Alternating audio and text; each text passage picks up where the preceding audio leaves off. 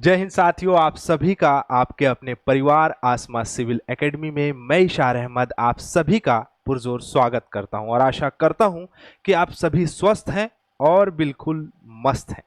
साथियों, हम daily current affair के इस सेशन में जो है रोज के करंट अफेयर्स पढ़ रहे हैं, साथ ही साथ हम स्टैटिक पोर्शन भी पढ़ रहे हैं, जिससे कि हम अपने जीके को स्ट्रॉन्ग कर रहे हैं। आप लोगों का प्यार भी हमें बहुत मिल रहा है, लेकिन साथ ही साथ मैं आप लोगों को बताना चाहूँगा या बोलना चाहूँगा या निवेदन करना चाहूँगा कि इस वीडियो को शेयर करना ना भूलें और चैनल में अगर नए हैं तो सब्सक्राइब करना ना भूलें। साथियों, इस वीडियो को ज़्यादा से ज़्यादा शेयर करें और हो सके तो अपने व्हाट्सएप स्टेटस में ज़रूर लगाएं। चलिए अपना सत्र स्टार्ट करते हैं, जो कि है नेशनल इंटरनेशनल करंट अफेयर। और मैं बताना चाहूँगा कि ये आप लोगों के वनडे एग्जाम के लिए बहुत ही महत्वपूर्ण होने वाला है। कैसे?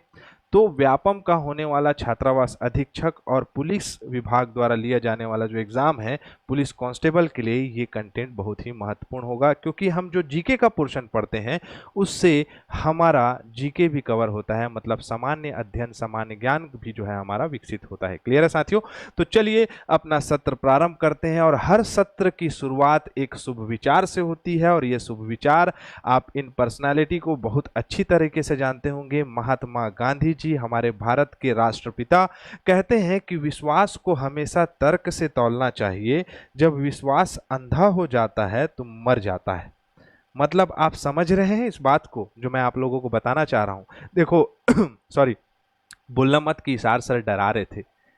ठीक है, बात ऐसी है साथियों कि आप अपनी कॉम्पिटिटिव एग्जाम की तैयारी कर रहे हैं, अच्छी बात है, कर रहे हैं, लेकिन मैं रोज बोलूंगा आप लोगों से कि आप लोग रोज इसका प्लान करें, रोज प्लानिंग करें।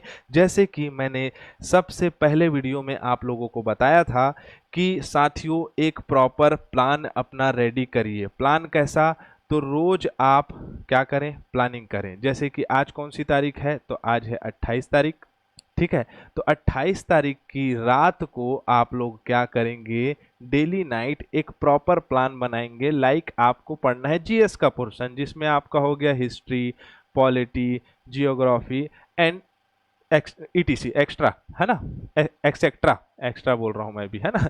तो आपका हिस्ट्री में आपने तय किया कि आपको मिडेवल पोर्शन का क्या पढ़ना है, तो गुलाम वंश पढ़ना है। ठीक है, गुलाम वंश पढ़ना है। ठीक, आप इसमें सफल रहे दिन भर में। आपको पॉलिटी का मान के चलो आपको पढ़ना है भाग 1। ठीक है, ज्योग्राफी का आपको पढ़ना है, मान के चलो कि नदी अपवाह तंत्र पढ़ना है, अपवाह तंत्र पढ़ना है ना? तो ऐसा आप रोज प्लानिंग करें, और रोज प्लानिंग करके 28 को आपने रात के प्लानिंग की, 29 को इस पूरी प्लानिंग के लिए अपना जान झोंक दें, जान झोंक दें, इसमें अपनी पूरी ताकत लगा दें, जिससे कि आप क्या करेंगे? अपने आप को आकलित कर पाएंगे कि आपकी कैपेसिटी क्या है। आपकी कैपेसिटी से पता चलेगा कि आपको और कितने ज़्यादा मेहनत करने की क्षमता है। मतलब आपने मान के चलिए 29 तारीख को इस प्लान का 80% ही कवर कर पाए, तो उसको आपको नेक्स्ट डे के लिए क्या करना है? प्लान को उसमें ऐड कर देना है 20 को, और मात्र 80 ही बनाना एक्स्ट्रा। ऐसा नहीं कि 100 बना लिए, जिससे कि क्या हो जाएगा? 120% का लोड हो जाएगा। तो छोटा छोटा प्लान बना के उसको नेक्स्ट डे में क्या करना है? आकलित करना है। आप विश्वास रखते हैं कि आपको सरकारी नौकरी पाना है, लेकिन इस विश्वास को आपको तर्क से क्या करना है? अपने आप को मजबूत करना है। आशा करता हूं मेरी बातें आप लोग को समझ में आ रही होगी। चलिए अब अपना सत्र आगे बढ़ाएं, और आगे बढ़ाने से पहले हम ये देखेंगे कि लास्ट टाइम जो हमने क्वेश्चन पूछा था उसका आंसर किसने सही दिया है। तो रागिनी द्विवेदी ने इसका आंसर बहुत अच्छे से दिया है कि लास्ट क्वेश्चन था, हाल ही में खबरों में आई फायर ड्रैगन 480 किस देश की सामरिक बैलिस्टिक मिसाइल है? तो किसकी है? चीन की है। Very good. आपका क्या नाम है? Ragini. Ragini, best of luck. ऐसे ही आप कंसिस्टेंसी बनाए रखें, और आप लोगों से भी निवेदन करना चाहूंगा कि एक बार जो है लास्ट में जो प्रश्न पूछा जाता है उसका आंसर जरूर दें, कमेंट बॉक्स में उसका आंसर जरूर दें। ठीक है, और सेशन कैसा लग रहा है ये भी बताएं। ठीक, चलिए आगे बढ़ते हैं। तो हमारे सामने आज का प्रश्न रहा, अंतर्राष्ट्रीय सूक्ष्म लघु और मध्यम उद्यम दिवस कब मनाया जाता है? तो कब मनाया जाता है आपने देख लिया होगा। कब मनाया जाता है? तो 27 तारीख को मनाया जाता है, मतलब 27 जून को मनाया जाता है। ठीक है, मतलब कल के दिन इसे मनाया जाता था। कल मैंने इसको अपडेट नहीं किया था, तो आज से हम इसको अपडेट करना स्टार्ट कर देते हैं। तो अंतरराष्ट्रीय सूक्ष्म लघु एवं मध्यम उद्यम कब मनाया जाता है? तो 27 जून। साथियों, बात ऐसी है कि वैश्विक स्तर में सभी देशों के, बात को समझिएगा, सभी देशों के अगर देखा जाए आधारभूत रेवेन्यू, राष्ट्रीय आय, जीडीपी, इन सभी चीजों की आधारभूत अगर इकाई देखें तो वो है हमारा क्या? तो सूक्ष्म लघु और मध्यम उद्योग। इस पे ही जो है किसी भी देश की जो है इकाई और आय जो है वो जुड़ी होती है। तो इसको आपका वैश्विक रूप में बनाने के लिए संयुक्त राष्ट्र महासभा द्वारा जो है इसे मनाया जाता है। क्लियर है? जिससे इनको बढ़ावा मिले और विश्व जो है वो तरक्की करे। और हमारी भारत की भी यही भावना है, वसुधैव कुटुंबकम की, वैश्विक स्तर पे जो है सारी चीजें अच्छी तरह से बेहतर होते जाएं। क्लियर है? तो देख सकते हैं 27 जून दुनिया में अंतरराष्ट्रीय सूक्ष्म और लघु मध्यम दिवस मनाया जाता है। थीम क्या था? तो थीम है एमएसएमई और एसडीजी, मतलब कोई संकट और समय में सूक्ष्म लघु मध्यम के आकार उद्यमों की शक्ति और लचीलापन का उपयोग करके सतत विकास को तेज करना। ठीक है? गरीबी का उन्मूलन करना, ये सब सारी चीजें इसमें केंद्रित है। किसके द्वारा मनाया जाता, किसके द्वारा इसको घोषित किया गया था? तो संयुक्त राष्ट्र महासभा द्वारा। क्लियर? चलो अगला प्रश्न हमारे स्क्रीन में ये रहा, अंडर 17 एशियाई कुश्ती चैंपियनशिप में भारत ने कुल कितने पदक जीते?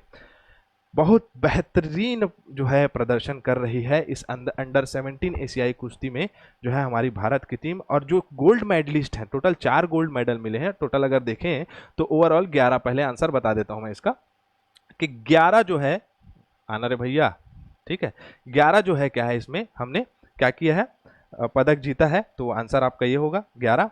लेकिन 4 जो गोल्ड मेडल जीते हैं वो सारी कौन है? भारत की वीरांगनाएं, मतलब सारी महिलाएं हैं, सारी जो है लड़कियां हैं, बच्चियां हैं। वो आपका देख सकते हैं कि दीपांशी ने जो है आपका 46 किलो वर्ग में गोल्ड मेडल जीता, मुस्कान ने 53 किलो वर्ग मीटर बोलता हूँ भाई, किलोग्राम के वर्ग में जीता है, 61 केजी में जीता है, रजनीता ने 69 किलोग्राम में जीता है, मानसी लोठेर ने, समझे? तो ये हमें पता होना चाहिए। क्लियर है? अंडर 17 कहाँ हो रहा है? तो जॉर्डन में हो रहा है। क्लियर? आगे बढ़े। और ये हमारी भारत की जो वीरांगना नहीं बोलना चाहिए भाई, लेकिन मेरे लिए तो वीरांगना ही है कि जाके जॉर्डन में जो है वो भारत का झंडा गाड़ दे रही है। और हमारे देश और एक मतलब मानसिकता है, अगर देखें तो पूरे विश्व की जननी तो है वो महिलाएं तो हैं, माताएं तो है ना? तो उनका सम्मान हमें करना चाहिए। और मेरे नज़र में ऐसी महिलाएं जो है वो उनको हेड्स ऑफ है। और आप भी अगर महिलाएं हैं तो आप भी जो है इसी प्रकार मेहनत करें और आप लोग जीतेंगी।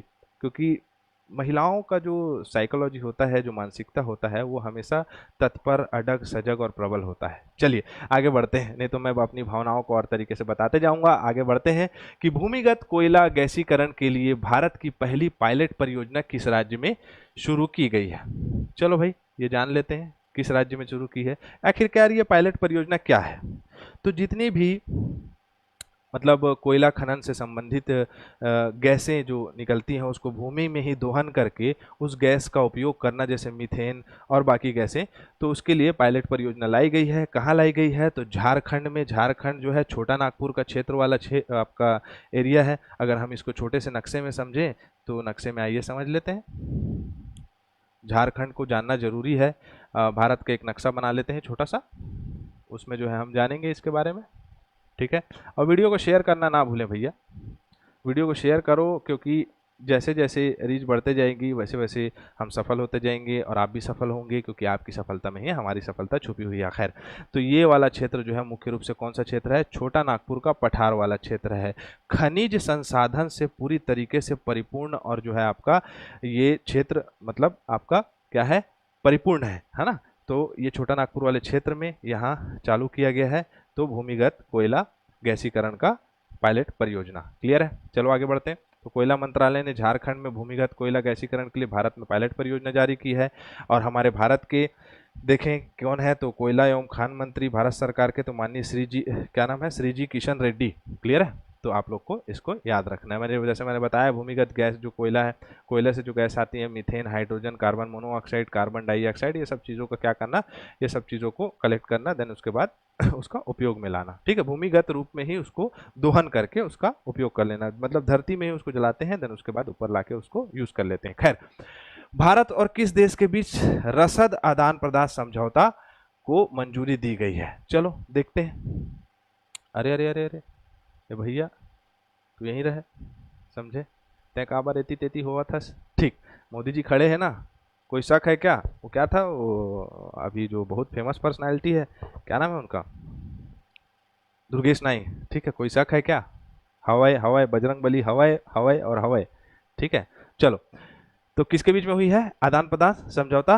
मैं बता दूं कि आपको रूस के यहाँ पर राष्ट्र प्रमुख दिखाई दे रहे हैं मोदी जी के साथ, व्लादिमीर पुतिन, तो इनके साथ जो है आपका साइन हुआ है, क्लियर है। और ये रसद समझौता क्या है, तो भारत और रूस के जो सैनिक हैं, सैन्य अड्डे हैं, सैनिक अड्डे हैं, उन सभी में एक दूसरे की सहमति से रसद का आदान प्रदान करना। रसद मतलब समझते हो, खाना, भोजन और बाकी सब सारी चीज़ें जो उपयोगी दैनिक जीवन दिनचर्या में उपयोग किया जाता है, तो बिना किसी मतलब आपका भेदभाव के ये सब चीज़ को कोलैबोरेशन करके आगे बढ़ना। क्लियर, चले आगे बढ़े। चलो, तो आदान प्रदान समझौता हुआ है भारत के साथ। और कौन कौन से देश हैं, यहाँ पर लिखाया होगा कहीं ना कहीं, ये दिखा रहा है कि America, Japan, Australia, France, Singapore, दक्षिण कोरिया, ये सभी देश हैं जो कि रसद आदान प्रदान के समझौते में जो है शामिल है। क्लियर, चलो आगे बढ़ते हैं। अगला है, भारत की खुफिया एजेंसी इंटेलिजेंस ब्यूरो का वर्तमान प्रमुख कौन है? ये तो पता ही होना चाहिए आप लोगों को। चलो बताओ आंसर। अच्छा, हटोगे तब बताएंगे क्या सर? अब दिख रहा है, ठीक है, ठीक। स्क्रीन यहाँ है, लेकिन स्क्रीन जो है आज साहू जी रखे हुए हैं, हमारे बहुत खास हैं। तो चलो इधर बढ़ते हैं। तो भारत की खुफिया एजेंसी इंटेलिजेंस ब्यूरो का वर्तमान प्रमुख कौन है? तो आप लोगों को पता होना चाहिए कि हमारे तपन कुमार डेका जी जो है, ये जो है बहुत ही खास व्यक्ति हैं, जिनका 1 साल का कार्यकाल बढ़ा दिया गया है वर्तमान में, तपन कुमार डेका जी का। ये तपन कुमार डेका जी हैं, अमित शाह खड़े हुए हैं, और इंटेलिजेंस ब्यूरो के बारे में आपको पता होना चाहिए, जो कि आपको नेक्स्ट पेज में मैं बता देता हूँ।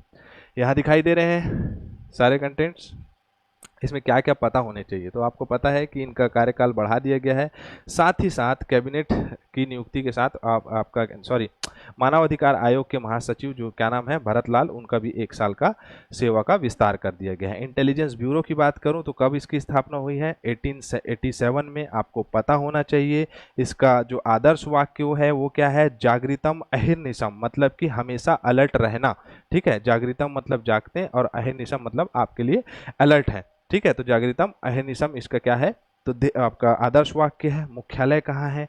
नई दिल्ली में है। तो आप लोगों को इतना तो पता होना चाहिए इसके बारे में। क्लियर, चलें आगे बढ़े। चलो साथियों, अगला है, किसने शिमला में भारत के पहले Chadwick house navigating audit heritage संग्रहालय की स्थापना की? देखो भाई, है क्या चीज़ ये पहले पता होना चाहिए। क्या है ये चैडविक आपका हाउस नेविगेटिंग आपका ऑडिट हेरिटेज? ये पुराना आपका क्या है, बिल्डिंग है, पुरानी बिल्डिंग है। तो ये पुराना जो है सीएजी के ट्रेनिंग का मतलब केंद्र रहा है, उसको सीएजी, हमारे यहाँ के सीएजी, इसका आंसर क्या होगा, किसने बनाया? तो सीएजी जी कौन है हमारे यहाँ के सीएजी? तो गिरीश चंद्र मुर्मू जी। तो मुर्मू जी ने जो है इसका उद्घाटन किया है। और अगर हम सीएजी की बात करें तो सीएजी का जो पद है वो मुख्य रूप से ब्रिटिश शासन के समय से चल रहा है। सीएजी क्या करता है? तो केंद्र सरकार और राज्य सरकार के बीच के जो आय व्यय है, इन सभी चीज़ का क्या करता है? तो आकलन करता है, गणना करता है और प्रेषित करता है, मतलब पेश करता है। तो भारत के नियंत्रण में महालेखा परीक्षक जिनका नाम है गिरीश चंद्र मुर्मू, ठीक है, वो यहाँ दिखाई नहीं दिया है, तो याद रख लेना आपको। मुर्मू जी जो है क्या है? हमारे सीएजी हैं। 24 जून को शिमला यहाँ पर एडिट नहीं हो पाया है, लेकिन याद रखिएगा कौन है? कंट्रोलर एंड ऑडिटर जनरल, तो गिरीश चंद्र मुर्मू, ठीक है। तो चैडविक हाउस नेविगेशन आपका नेविगेशन बोला भाई, नेविगेटिंग ऑडिट हेरिटेज संग्रहालय का उद्घाटन किया है। इस संग्रहालय में समृद्ध विरासत और देशी प्रशासन प्रणाली का योगदान को महत्वपूर्णता को यहाँ बताया है। क्लियर है। चलो, भारतीय संविधान के 148 अनुच्छेद में जो है राष्ट्रपति द्वारा नियुक्त एक नियंत्रक एवं महालेखा परीक्षक की स्थापना का प्रावधान है। 148 में है, 149 में है, भारत के नियंत्रण एवं महालेखा परीक्षक के कर्तव्यों एवं शक्तियों के संबंधित है। 150 में कहा गया है कि संघ और राज्यों के लेखे ऐसे प्रारूप में रखे जाएंगे जैसा राष्ट्रपति नियंत्रण महालेखा परीक्षक की सलाह पर निर्धारित करेगा, ठीक है। और 151 में भी उन्हीं के बारे में लिखाया हुआ, तो स्टैटिक पोर्शन आपको पता होना चाहिए। तो सीएजी से संबंधित अगर आप लोगों से पूछ बैठा कि कौन सा अनुच्छेद है, तो आपको पता होना चाहिए 148, 149, 150 और 151। क्लियर, चलिए आगे बढ़े। चलो, अगला प्रश्न है, भारत के पहले एआई विश्वविद्यालय के वीसी किन्हें नियुक्त किया गया है? तो कहाँ है ये विश्वविद्यालय? भारत का पहला तो मुंबई में है। कहाँ है? बॉम्बे में है। ये आपका मतलब एआई विश्वविद्यालय मतलब आर्टिफिशियल इंटेलिजेंस का विश्वविद्यालय। यहाँ पर पढ़ेंगे लिखेंगे तो बहुत ज़्यादा क्या हो जाएंगे, तेज हो जाएंगे। एक मूवी आई थी ना, क्या नाम था उसका, अरे क्या तो अच्छा नाम था, याद नहीं आ रहा है, आप लोग कमेंट बॉक्स में बताना तो। जिसमें जो है अरशद वारसी रहता है और दुनिया का अंत को बताया जाता है, याद नहीं आ रहा है मेरे। ठीक है, बहुत अच्छा वो मूवी था, असुर असुर असुर मूवी था। ठीक है, आप लोग कमेंट बॉक्स में बता देना सही बोल रहा हूँ कि नहीं बोल रहा हूँ, असुर मूवी रहा होगा। ठीक है, तो इसके कौन बने हैं वीसी वाइस चांसलर, तो क्या नाम है इनका, साइमन मार्क। क्या नाम है, साइमन मार्क इसके जो है आपके वाइस चांसलर है। कहाँ से है, तो ये आपका याद होना चाहिए अमेरिका से है। फिर से लिख देता हूँ यहाँ पर मैं, साइमन मार्क जो है ये थोड़ा टिपिकल है, अमेरिका के हैं ये आपको याद रखना है, अमेरिका के हैं। ठीक, चलो आगे बढ़ते हैं। चलना भैया, चलो आगे बढ़े। भारत के पहले कृत्रिम बुद्धिमत्ता विश्वविद्यालय की बुद्धिमत्ता मतलब एआई को कहा जाता है कृत्रिम बुद्धिमत्ता विश्वविद्यालय यूनिवर्सिटी। 2-3 बार बोल के दिखाओ तो कृत्रिम बुद्धिमत्ता, कृत्रिम बुद्धिमत्ता, जबान फिसल जाती है ना।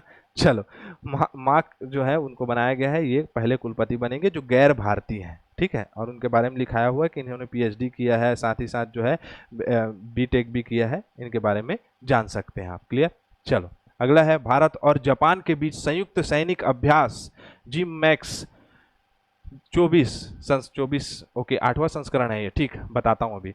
तो जी मैक्स 24 कहाँ आयोजित किया जा रहा है, तो कहाँ किया जा रहा है, तो जापान के योकोसुका, बड़ा खतरनाक खतरनाक रहता है यार, योकोसुका में जो है किया जा रहा है। ठीक है, क्या कौन सा अभ्यास हो रहा है, तो नौसैनिक अभ्यास हो रहा है। नौसैनिक अभ्यास ये हो रहा है योकोसुका में, कहाँ, तो आपके जापान में स्थित है। इससे पहले तमिलनाडु में हुआ था, है ना।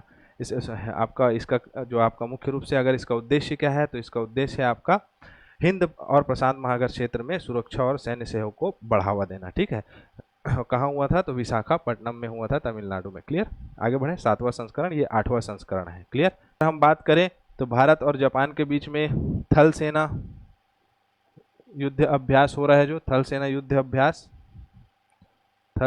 अभ्यास हो रहा है वो धर्मा करके है। ठीक है, धर्मा याद रखो।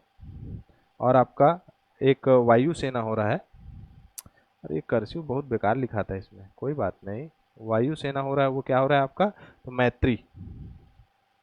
ठीक है, ये दोनों को आपको याद रखना है। क्लियर, चलो आगे बढ़ते हैं। अगला प्रश्न है, किसने मानसून की तैयारी के लिए सफाई अपनाओ बीमारी भगाओ कौन से मंत्रालय ने चालू किया है। ठीक है, बता देते हैं, आवास एवं शहरी मामलों के मंत्रालय द्वारा जो है इसे लाया गया है भारत में। वो क्या है, तो मानसून आ रहा है, 1 जुलाई से 31 अगस्त तक के जो है लगभग ये चलेगा। तो इसमें मानसून में सफाई को प्रेरणा दिया जा रहा है, स्वच्छ भारत मिशन को टारगेट करते हुए इसे बनाया जा रहा है। तो ये आप लोगों को पता होना चाहिए, सफाई अपनाओ और बीमारी भगाओ पहल शुरू की है। किसने शुरू की है, तो आवास शहरी के मामलों के मंत्रालय द्वारा। ठीक है, आवास शहरी मामलों के मंत्रालय ने स्वच्छ भारत मिशन शहरी 2.0 के तहत सफाई अपनाओ बीमारी भगाओ चालू किया है। 1 जुलाई से 31 अगस्त तक के ये चलेगा। इस पहल का उद्देश्य मानसून के मौसम के दौरान बढ़ी हुई सफाई स्वास्थ्य चुनौतियों का सामना करना है। बहुत लोग बीमार पड़ते हैं मानसून के मौसम में भीगने से, और बहुत सारी चीज़ें, डायरिया होता है, डायरिया जो है बहुत फैलता है इस समय। तो ये सब चीज़ों से बचाव करना मुख्य रूप से इनका उद्देश्य है। अब आ जाते हैं हम स्टैटिक पोर्शन। लास्ट टाइम हमने 10 देखा था, आज देखेंगे हम 8 कि देश का संसद का नाम और देश के संसद का नाम एक साथ एक जैसे हो गया है। देश का नाम होगा यहाँ, है ना, यहाँ संसद नहीं होगा, देश का नाम होगा। टाइपिंग मिस्टेक हो जाता है कभी कभी। देश का नाम और यहाँ संसद का नाम क्या है, तो भूटान का क्या है, तो कहा जाता है इसको तोस्क गडू। पाकिस्तान नेशनल असेंबली है। नेपाल का राष्ट्रीय पंचायत है। मिस्र का पीपल्स असेंबली है। बांग्लादेश का जतिया संसद है। अफगानिस्तान का शोरा है, कल भी मैंने बताया था। तुर्की का है ग्रैंड नेशनल असेंबली। तो ये आप लोग को पता होना चाहिए, सीधा वनडे एग्जाम में पूछता है। क्लियर है। और क्वेश्चन ऑफ द डे क्या है, तो क्वेश्चन ऑफ द डे है आपका ये, जिसका आंसर आपको बताना है कि भारत इलेक्ट्रॉनिक्स लिमिटेड BEL के अध्यक्ष और प्रबंधक निदेशक के रूप में किसे नियुक्त किया गया है। तो आपको इसका आंसर अपने हमारे कमेंट बॉक्स में बताना है। क्लियर है? तो यहाँ हमारा सत्र समाप्त होता है। इसी के साथ मैं इजाज़त चाहूँगा, लेकिन आप सभी को मैं बोलना चाहूँगा कि अभी तक आप अगर हम हमारे जो है टेलीग्राम चैनल में नहीं जुड़े हैं तो टेलीग्राम चैनल में जुड़ जाएं। अगर हमारे इंस्टाग्राम आईडी को फॉलो नहीं किए हैं तो उसे फॉलो कर लें, और अगर हमारे यूट्यूब चैनल को सब्सक्राइब नहीं करे हैं तो उस यूट्यूब चैनल को भी सब्सक्राइब कर लें। तो इसी के साथ मैं इजाज़त चाहूँगा। जय हिंद, जय भारत।